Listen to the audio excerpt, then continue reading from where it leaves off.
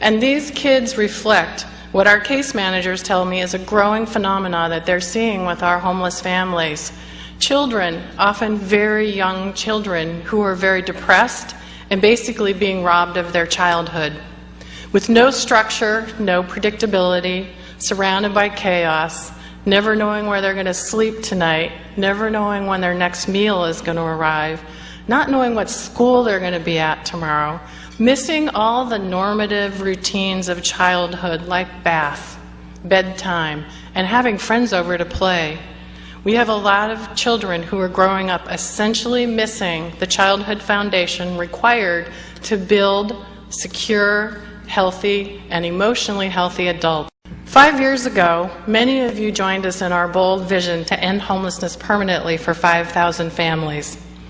I want you to join me now with our new bold vision, which is that no child should be homeless. All children should have what they need to thrive. When we set our bold goal of 5,000 families 5 years ago, no one was predicting the kind of recession we're facing right now. The reality at Wellspring Family Services and most of our colleague agencies is that we're up against some of the most challenging economic times we've seen. They are the most challenging times I've seen in 30 years of doing social work. The Great Recession means that record rates of unemployment exist, many housing foreclosures, and on top of that, the daunting public sector budget cuts that are dramatically hurting our families. With all of these factors combined, we're seeing a dramatic rise, as you can imagine, in the numbers of families in desperate need of help to keep or find a roof over their heads, like Jimmy and his mom. The need is greater than ever. And so what is unbearable to us this last year was that we could not answer the call for 1,600 children from 710 families who were eligible for our services, but we were already stretched beyond capacity. That's 1,600 kids, like you met in the video, like Jimmy, none of whom should be experiencing the devastating effects of homelessness. And the really unbearable part for most of us is that we know the entire social services network infrastructure is stretched beyond capacity. So if we can't help them, it's pretty likely no one else can either. When we put the faces to numbers, as Steve talked about, and our case managers hear the tears flow on the other end of the phone, it's devastating for all of us because we know what we can do and what we can accomplish with support.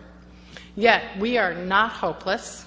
We will not reside in sadness, but we will allow that sadness, and for many of us, the outrage that we feel when we see a homeless child, to propel us forward in taking action and answering their call, and use that will to affect powerful change together. I want to tell you, we have no time to waste. I'm not going to stand here, and I don't want to stand here next year and tell you there's another 1,600 kids we couldn't help. These kids are here in our community today and tonight, and they're not getting any younger. Our board, our staff, our volunteers, and all of you, our community, we can collectively rise to this challenge, and we will, to stop this crisis. Together, we can make sure that every child has the childhood they deserve and need, that no child is homeless, that every child has a home. I urge you to join me in helping us to accomplish this bold new vision that every child has what they need to thrive. Thank you.